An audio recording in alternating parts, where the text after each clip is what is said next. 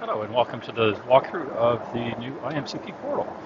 We're launching this for next week's UK Partner Exchange happening January 29th, 2026. If you navigate to portal.imcp.org, you'll find it. This doesn't replace the current public website for the global IAMCP, but that is the goal in the future, is to bring more of the global organization into this portal. So let's go ahead and navigate to the UK Partner Exchange event. So you notice there's a brightly colored set of tabs here. We can see the details of the event here, what the goal is, and there's a great agenda lined up for the day. There may be some changes to the agenda, so come back and check this just before the event. We'll make sure we keep this up to date as any speaker changes, schedule changes, things like that happen through there. Now you'll notice there's 10:30 to 11:15 in the morning, and in the afternoon we also have 12:10, 12:55 P2P networking sessions. So there's actually 6 sessions in total, 12 minutes each. And this is really the key part of the website itself, is scheduling out those sessions. The idea is that all the attendees will have the ability to browse all the other attendees and figure out who are the best 6 folks that they want to meet, explore partnering, and have a sort of 12-minute speed dating session with that individual. So when you come over to the attendees, you'll notice right here, I'm not actually currently signed into the site. It's asking me to sign in to see the attendee directory. So we're not making it publicly available. You have to be part of the event in order to see that. So if I click the sign in link here, it'll take me to the login page. Now you'll be signing in with the email that you registered for the event with. What we're doing here, we're actually using the IAMCP Global's Microsoft 365. And we're setting all of the attendees up as guests in that tenant. So this email address will take you through the Microsoft Entra ID guest login process. I'm already logged in the browser here, so it's going to take me right through. You may be prompted for a password. That'll be your organization's password. You may get a one-time passcode, depending on how your account is set up. And we did do this event last summer. A few folks had problems where their email address was very different than their login, mainly because of mergers and acquisitions. If there is a difference there and you're having challenges, reach out to the organizers and we'll get that sorted out for you. So now when I come into the attendees, I see a full list of the attendees. Now for this demo here, we're using demo users. So all the folks that start with the letter A are kind of made up users. We didn't want to impact anybody's privacy by sharing the actual attendees in this recording. But you can see the organizers, myself, Peter Carson, President of Vision IT. We're the company that's behind building this portal.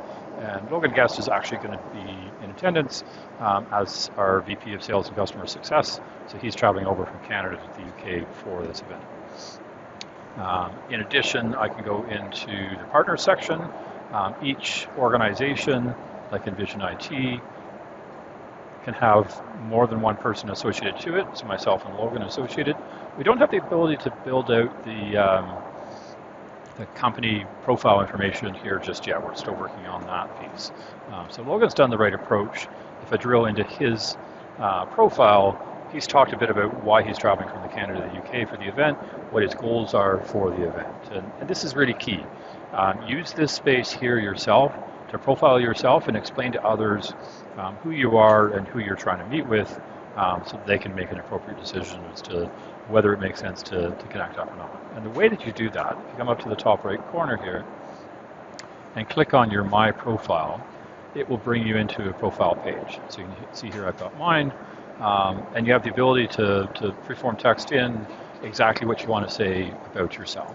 We've pre-populated things like the address information, job titles as best we can, even company websites, LinkedIn URLs. If you have a calendar booking, if you want folks to be able to book a meeting with you after the event, outside of the speed dating, by all means, go ahead and put that in.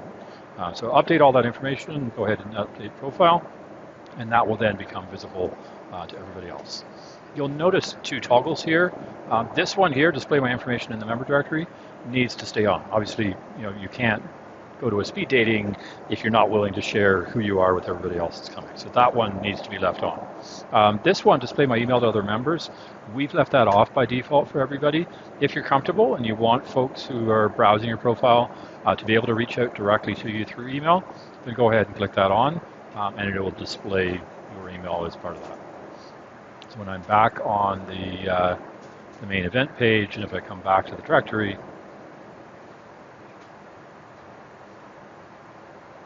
we can see that that contact information comes through. Logan's shared his email as well, which also lights up the team's chat. We've done our best to put LinkedIn profiles for everybody, make sure that's correct, and if there is a calendar booking, that will show up in there as well.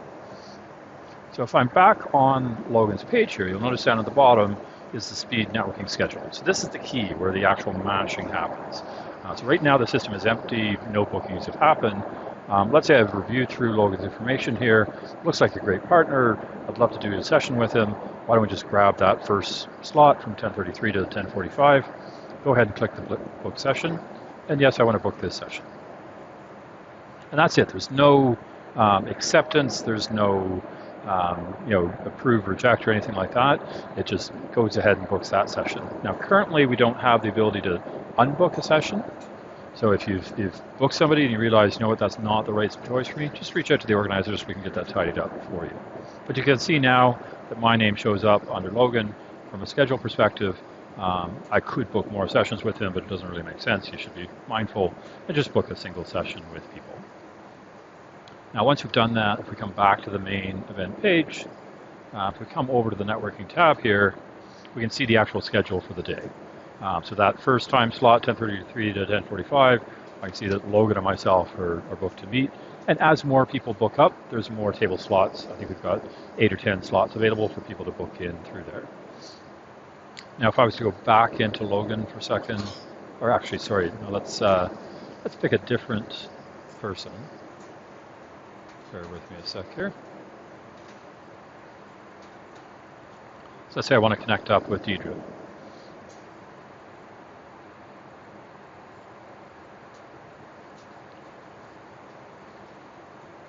So you'll notice on the speed networking schedule here, it's showing as unavailable for that first slot. And that's actually because I've booked that first slot with Logan. So it doesn't let me book the same slot for 2 different meetings for 2 different people. So as you book up your slots, your available book sessions will go from there. So you have a total of 6.